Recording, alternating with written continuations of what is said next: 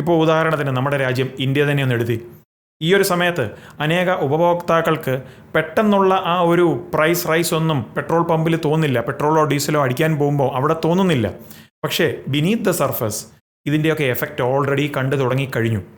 ഇപ്പോൾ തന്നെ ചില റിപ്പോർട്ടുകളൊക്കെ നമ്മൾ വായിച്ചില്ലേ, LPGയുടെ സപ്ലൈ ഡിസറപ്ഷൻസ് ഒക്കെ ചില സ്ഥലങ്ങളിലും പിന്നെ ചില ബിസിനസ്സുകളെയും ഒക്കെ തന്നെ ബാധിച്ചിട്ടുണ്ടെന്ന്.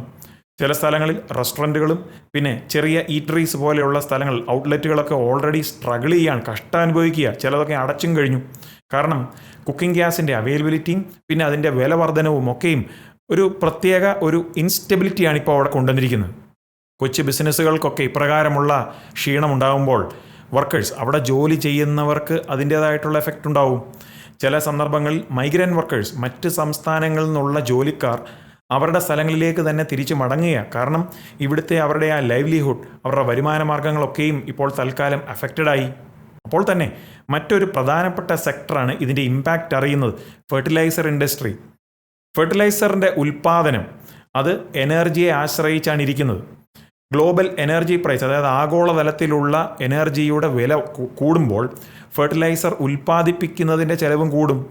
ഫെർട്ടിലൈസറുകളുടെ വില കൂടുമ്പോൾ ഫാമേഴ്സ്, അതായത് കൃഷിക്കാർക്ക് ചില കോംപ്രമൈസുകളൊക്കെ ചെയ്യേണ്ടി വരും. കാരണം വലിയ വിലയായി ഫെർട്ടിലൈസറിന്, പക്ഷേ ടൈറ്റ് മാർജിനുമാണ്. അപ്പോൾ പിന്നെ അവർ കുറച്ച് ഫെർട്ടിലൈസർ മാത്രമേ ഉപയോഗിക്കുകയുള്ളൂ. കുറച്ച് ഫെർട്ടിലൈസർ ഉപയോഗിക്കുമ്പോൾ കുറച്ച് ഫുഡ് പ്രൊഡക്ഷൻ, അതായത് ഭക്ഷണം ഉൽപ്പാദിപ്പിക്കുന്നതിൻ്റെ ആ എമൗണ്ടും കുറയും. ഇങ്ങനെയാണ് ഫുഡ് പ്രൊഡക്ഷൻ, ആഗോളതലത്തിലുള്ള ധാന്യങ്ങളും അപ്രകാരമുള്ള കാര്യങ്ങൾ ഉൽപ്പാദിപ്പിക്കുന്നതിൻ്റെ എണ്ണം അല്ലെ അതിൻ്റെ അളവും കുറയും. ഇങ്ങനെയാണ് ആ ചെയിൻ റിയാക്ഷൻ നടക്കുന്നത്. യുദ്ധം എനർജിയെ എഫക്റ്റ് ചെയ്യും, എനർജി ഫെർട്ടിലൈസറിൻ്റെ പ്രൊഡക്ഷനെ എഫക്റ്റ് ചെയ്യും, ഫെർട്ടിലൈസർ പ്രൊഡക്ഷൻ ഭക്ഷണം ഉൽപ്പാദിപ്പിക്കുന്നതിനെ എഫക്റ്റ് ചെയ്യും. ആൻഡ് ഭക്ഷണം എന്ന് പറയുന്നൊരു കാര്യം ലോകത്തിലുള്ള സകലരെയും എഫക്റ്റ് ചെയ്യും. ആൻഡ് ഇങ്ങനെ ഇത് മുന്നോട്ട് പോയാൽ ഒരു എനർജി ക്രൈസിസ് എന്നും പറഞ്ഞ് തുടങ്ങിയ ഈ ഒരു കാര്യം സാവകാശം ഒരു ഫുഡ് ക്രൈസിസ്, ഭക്ഷണവുമായി ബന്ധപ്പെട്ടിട്ടുള്ള ഒരു വലിയൊരു പ്രതിസന്ധിയിലേക്കും നീങ്ങും. ഇത് ഒരു രാജ്യത്തിൽ മാത്രമല്ല, ആഗോളതലത്തിൽ എല്ലാ രാജ്യങ്ങളിലും അതിൻ്റെ ഇമ്പാക്റ്റ് ഉണ്ടാവും.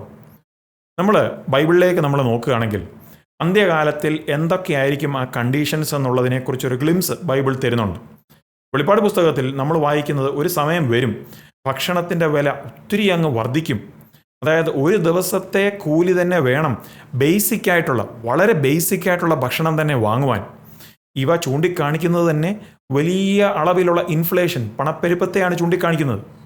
വെളിപ്പാട് 6:6 പറയുന്നത്, ഒരു പണത്തിന് ഒരിടങ്ങഴി ഗോതമ്പ്, ഒരു പണത്തിന് 3 ഇടങ്ങഴി യവം, എന്നാൽ എണ്ണയ്ക്കും വീഞ്ഞിനും കേടുവരുത്തരുത് എന്ന് 4 ജീവികളുടെയും നടുവിൽ നിന്ന് ഒരു ശബ്ദം ഞാൻ കേട്ടു. ഞാൻ പറയുന്നത് ആ ഒരു സമയം ഇപ്പോൾ എത്തിയെന്നല്ല. കാരണം അവിടെ നമ്മൾ വായിക്കുന്ന ആ ഒരു സംഭവം നടക്കുന്നത് 7 വർഷത്തെ മഹോദരവ കാലത്തിലെ ആ ഒരു സിനാറിയോ, ആ ഒരു സെറ്റിംഗാണ്. പക്ഷേ ആ ഒരു സമയത്തിലേക്ക് നീങ്ങുന്ന ഒരു സാഹചര്യമൊക്കെയാണ് നമ്മളിപ്പോൾ കണ്ടുകൊണ്ടിരിക്കുന്നത്. കാണുക, ഇറാനിലെ യുദ്ധം, വർദ്ധിച്ചു വരുന്ന വിലകൾ, അന്ത്യകാലവും ബൈബിൾ പ്രവചനവും എന്ന സന്ദേശം നമ്മുടെ ചാനലിൽ, ആ വീഡിയോയുടെ ലിങ്ക് താഴെ ഡിസ്ക്രിപ്ഷനിൽ കൊടുത്തിട്ടുണ്ട്.